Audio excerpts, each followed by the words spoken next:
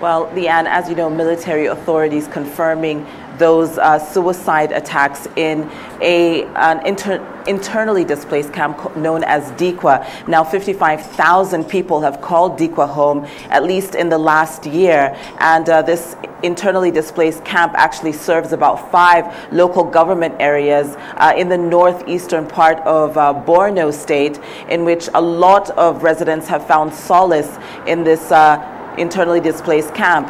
Eyewitnesses say that these 3 young female suicide bombers infiltrated this camp on the 8th, which is a Monday.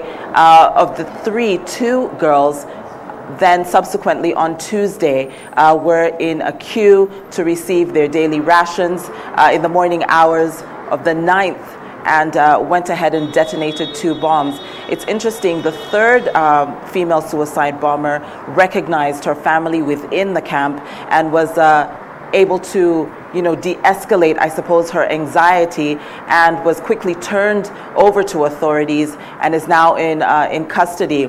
Now, the National Management Authority is really just calming the current residents who are in the camp at the moment, taking the injured to hospital in Maiduguri, the capital of Borno, and also attending to, taking the dead from the camp and, accounting for the lives that have been lost. The interesting point to make here is that ideally these camps are well guarded, obviously have military presence all over them.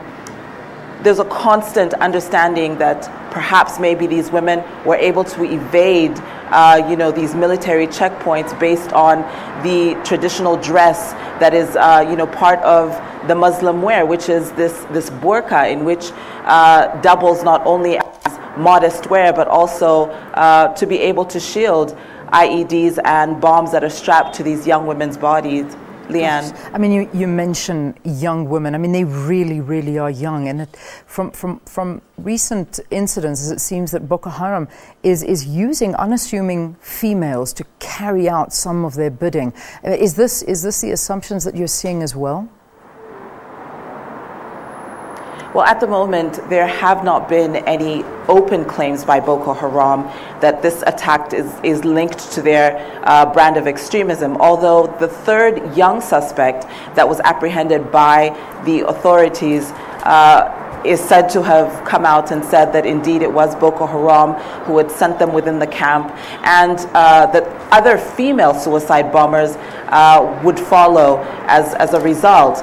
It has been typically, Boko Haram style to use young women, indoctrinate them, and then turn them into these, I suppose, walking, detonators. It's not become uncommon where both women and men have been used in these acts of violence by Boko Haram. Leanne. I mean, that's the reality. I mean, what we hear is that they're kidnapped, they're psychologically traumatized by rapes and beatings. From reports, and perhaps maybe from this young girl that's speaking out, what is it like for men or women to be captured by Boko Haram? Well, on a general level, what we have seen here in Nigeria is once a village is raided, especially in these vulnerable areas of the northeast, the men are marched without their consent to join the ranks of Boko Haram. And the women are also taken for various reasons. One, it has been said to be forcefully married to these members of Boko Haram. And when these communities are rescued, or when the military goes in to take back these communities and releases these potential captives, what they find ideally is many of the young women are pregnant or expecting. And the eyewitnesses often say that Boko Haram uses these women to be able to birth a generation that will follow through on Boko Haram ideology. So as much as there are men who are being targeted in terms of frontline troops and war against the Nigerian military in this so-called Islamic caliphate that Boko Haram has propagated, the women are also as equally vulnerable, used not only as targets of war, but also, all manner of abuse, including sexual abuse, in which many of these women now become hosts of children who belong to, ideally, the members of Boko Haram. Leanne. What are their intentions? What do they actually want out of this? I mean, we know that Boko Haram actually stands for Western education is forbidden. I mean, if my understanding is correct. But what is it that they really want?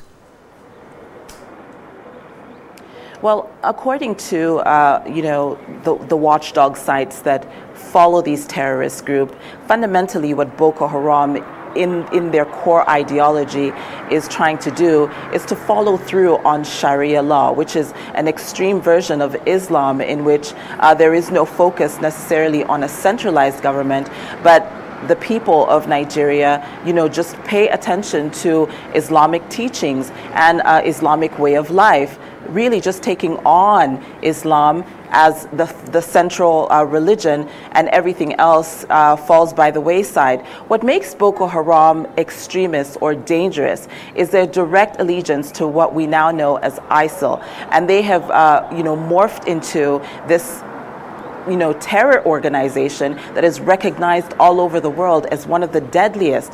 In other words, the acts of violence that we have seen systematically all over this country, and these surprise attacks in which mosques are targeted, churches are targeted, it seems to leave the question, is this really an ideology based on Islam and the spread of Islam, or is it really just a terror, violent terror organization that targets indiscriminately?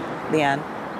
All right, Sophia, let's leave it there for this morning. But thank you so very, very much for talking to us here on the program. And this is something that we certainly are following closely with our Nigerian correspondent there, Sophia Adengo, who's in Abuja.